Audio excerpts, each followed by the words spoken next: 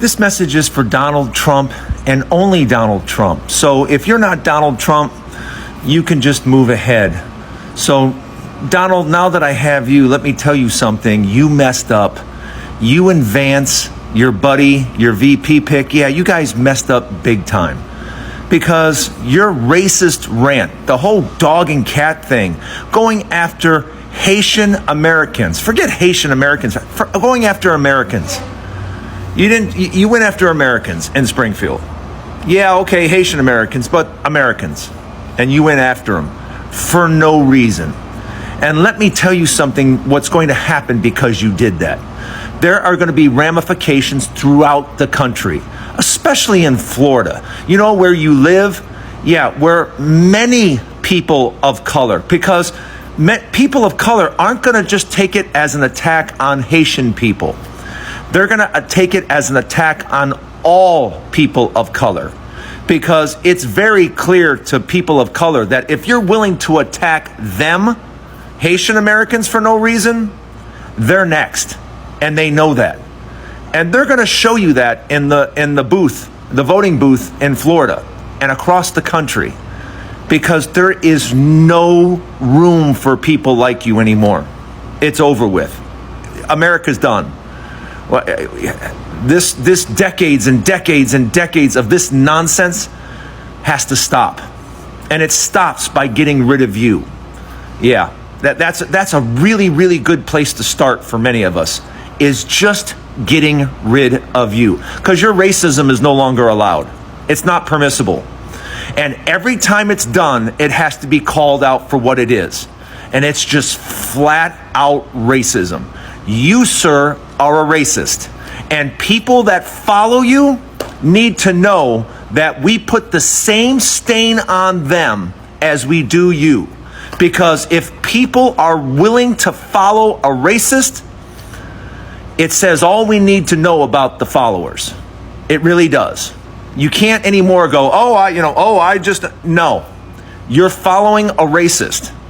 And I don't know about you, but if I was sitting in a clubhouse and the club president stood up and started talking racist nonsense, I would stand up and be like, no, I don't want to be a part of this group. I don't want to be a part of this. Why? Because I don't believe racism has any place in America today. Enough is enough. And guess what, Donald? It starts with you. And as far as I'm concerned, we are all done with you. You're dismissed. The other day I heard someone compare Trump to the neighbor who keeps running his leaf blower outside your window every minute of every day. Donald Trump fell asleep at his own trial, and when he woke up, he made his own kind of history. The first person to run for president with 34 felony convictions. Donald Trump is like an old boyfriend who you broke up with, but he just won't go away. Bro, we broke up with you for a reason. But take it from an actual billionaire. Trump is rich in only one thing: stupidity. I joined the Army when I was 17. I had to ask my mom to sign the paperwork for me because I don't have bone spurs. When a house is on fire, we don't ask about the homeowner's race or religion. And if the place happens to belong to a childless cat lady, we try to get that cat out too. So I don't know about you. I'm ready to turn the page on these guys. So go ahead. Say it with me. We're not going back. All of it compels us to demand more from our politics than a rerun of some TV wrestling death match. He's like one of those tenors. Me, me, me, me, me, me. I want to know, who's going to tell him that the job he's currently seeking might just be one of those black jobs?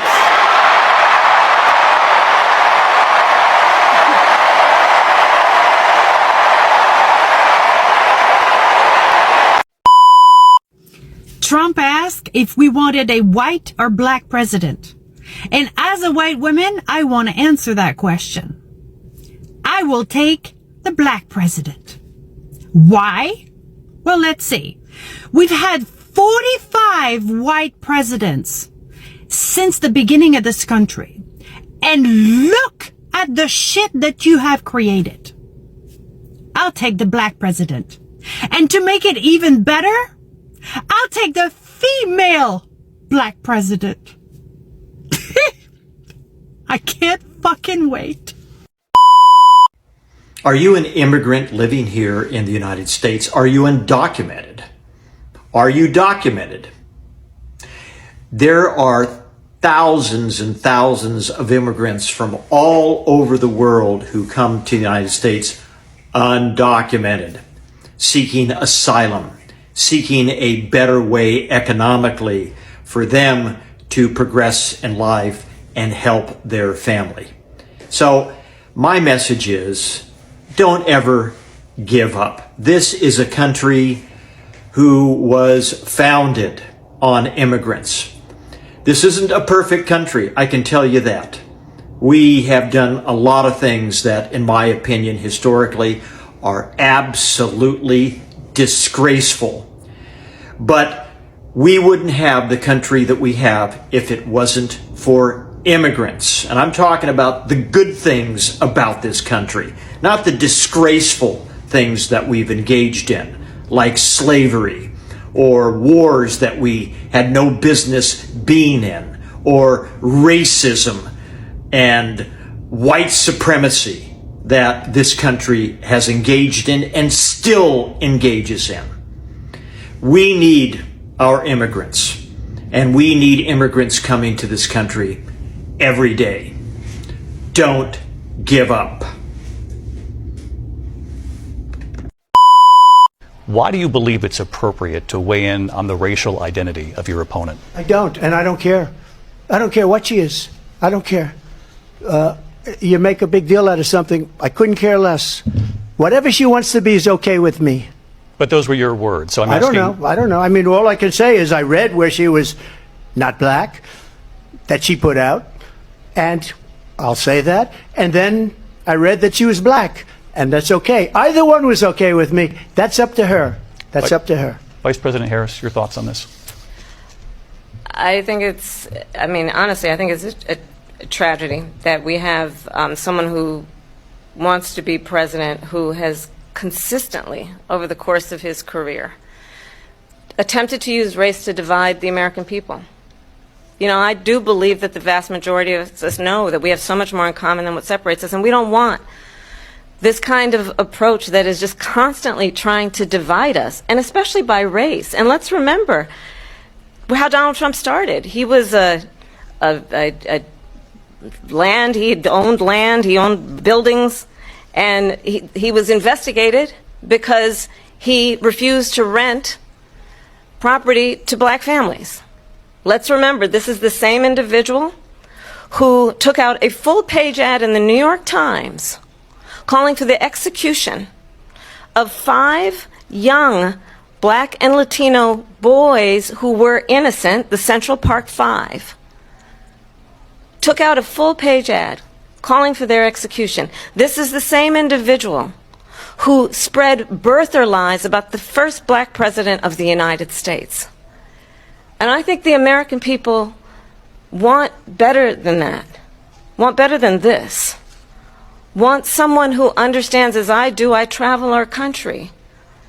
We see in each other a friend. We see in each other a neighbor. We don't want a leader who is constantly trying to have Americans point their fingers at each other. I meet with people all the time who tell me, can we please just have discourse about how we're going to invest in the aspirations and the ambitions and the dreams of the American people? Knowing that regardless of people's color or the language their grandmother speaks, we all have the same dreams and aspirations and want a president who invests in those, not in hate and division. Thanks for watching. Stay updated about breaking news and top stories on the NBC News app or follow us on social media. Donald Trump, you are an absolute disgrace to America. For those of you who are interested in what I would say to our former president, you might want to speed it up. Hold right here. Mr. Trump, I saw your rally in Georgia today where you said not one word about the good work of the current administration or diplomats in bringing home Americans, in bringing home a Marine.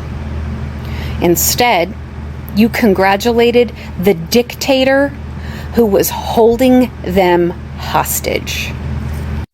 You congratulated a tyrant who trumped up espionage charges on American citizens.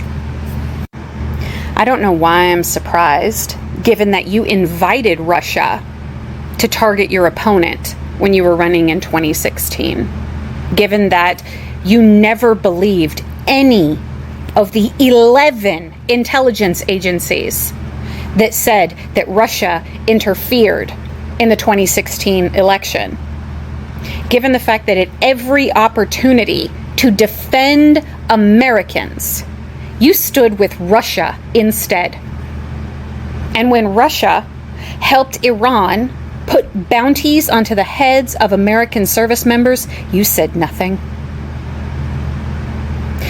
Given the fact that when Russia coordinated with the Taliban to target American service members, you were too much of a coward to stand up for Americans. You are an absolute pathetic man. Every time a patriot, an actual patriot, has stood up to you, you go on personal attacks. Members of the military, national security experts, terrorism experts, members of the intelligence community, you find them useless. In fact, you stood in front of the Star Wall at Langley and bragged about yourself. Those stars are people who gave their lives for this nation. And you used the backdrop of that to brag about how wealthy you were. It's no wonder that you only got your Truth Social off the ground by coordinating with relatives of Russian oligarchs on the sanctions list. It's no wonder that you only wanted to talk to Vladimir Putin in Helsinki if there were no witnesses. It's no wonder you repeatedly, at every opportunity, have spit in the faces of Americans to defend Russia. And we all know exactly why now, given that the intelligence community is once again saying that Russia is trying to interfere in our election, we all know why you're praising Putin, because you're afraid he won't back you again. But more than that, when you run away from America because you are running from the consequences of your cowardice and your treason, you want somewhere to go, and you are desperate to have Putin welcome you with open arms. Benedict Arnold is the most famous traitor in American history for being loyal to his king. You don't have that excuse. You don't have the honor either. You have outdone him, Mr. Trump, with your being a Russian asset for decades. You are a spy. You are a rapist. You are a predator of children. You assault women. You are a bigot, a xenophobe, a racist, a fake Christian. You are a traitor to America and to American ideals. It's why you are so willing to, as you put it, terminate all rules and regulations to include the Constitution. And why were you willing to do that? Because you lost.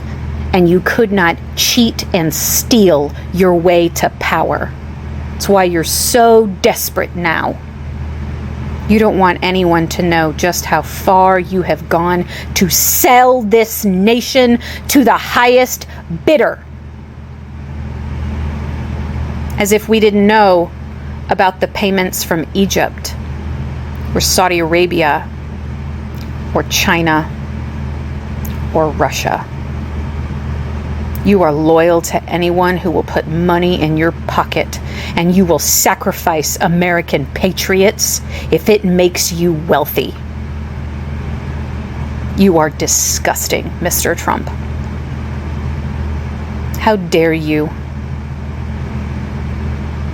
You once said that General Milley deserved a very specific fate because he stopped China from thinking we were going to initiate a war.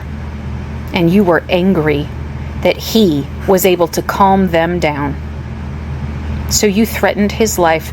The chairman of the Joint Chief of Staff, you threatened him with public execution.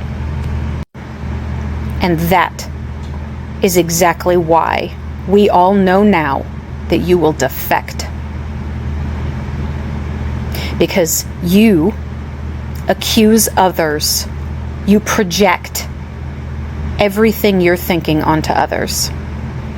And you are terrified that when you have to stand in front of the 330 million people in the United States of America, that you will be the one to face a traitor's fate. I wish you a long and happy life, Mr. Trump, behind bars with nothing. May you suffer in your prison cell until your last breath, and then may you be judged by the Creator and enjoy an eternal fate you well deserve.